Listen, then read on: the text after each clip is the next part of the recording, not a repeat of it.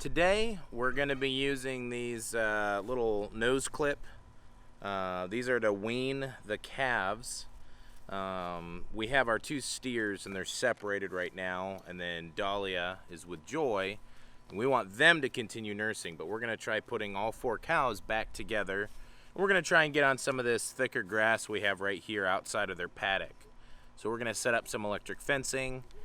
And then for the two steers, we're going to put these in their noses, and basically what happens is gravity drops it down so it covers their mouth, and every time they try and go up to nurse underneath of Dahlia, it blocks their mouth, but then there's also little nubs that make it uncomfortable when they push up against her.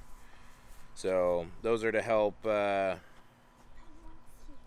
keep the calves off the cow. That way Dahlia can have a rest and not have to nurse 2 or 3 calves and only focus on the one. So we'll see how that goes today. Dad, now I don't have to hold anything. Oh.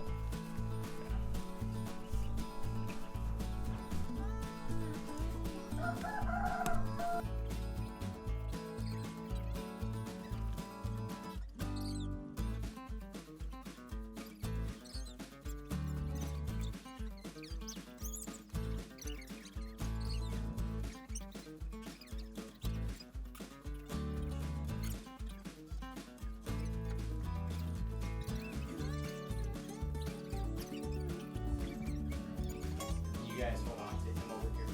Get ready.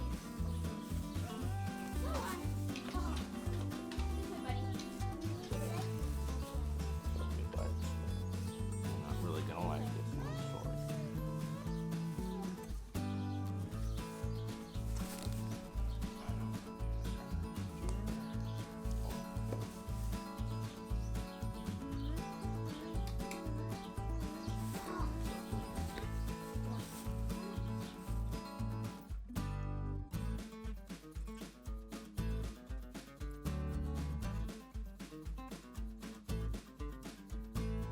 Okay, now we can't.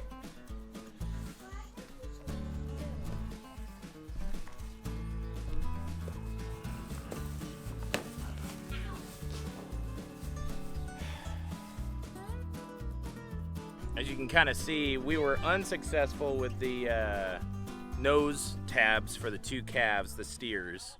I'm not sure if Jersey noses are just wider than normal. Can you stop yelling, please, bud?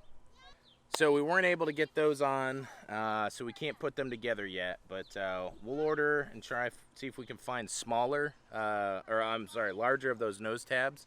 We just weren't able to get the separation far enough apart. But we were able to band T-bone, or not T-bone, tri-tip.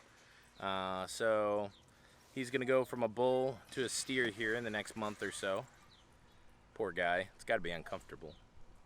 And today we're just watering our animals again, getting cold water, hosing off any that want to. So we're gonna go check the pigs. I'll tell you about what we did today with the pigs.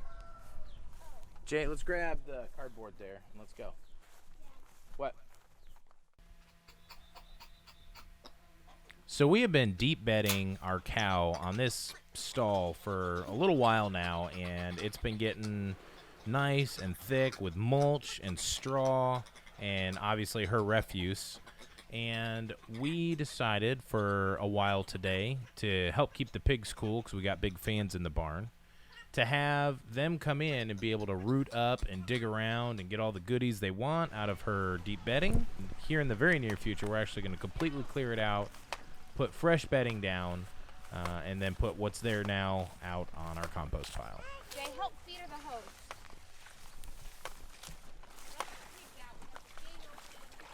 Sorry, it was shed earlier, so I assumed it was.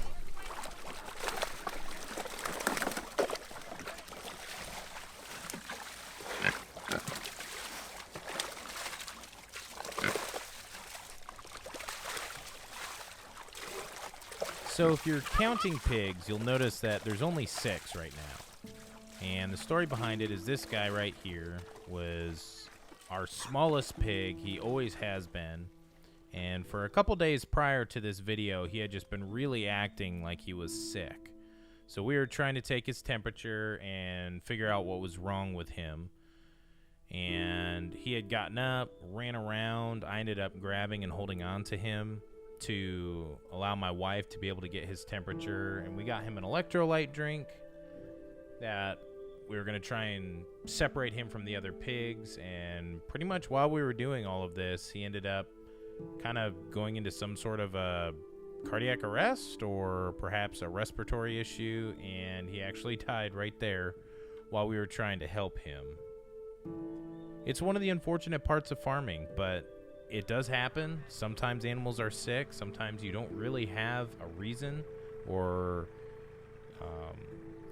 you never really find out what was wrong. Was he just a small pig and wasn't getting enough food and nourishment? Was he sickly? Did he have something that we could have helped him with or not?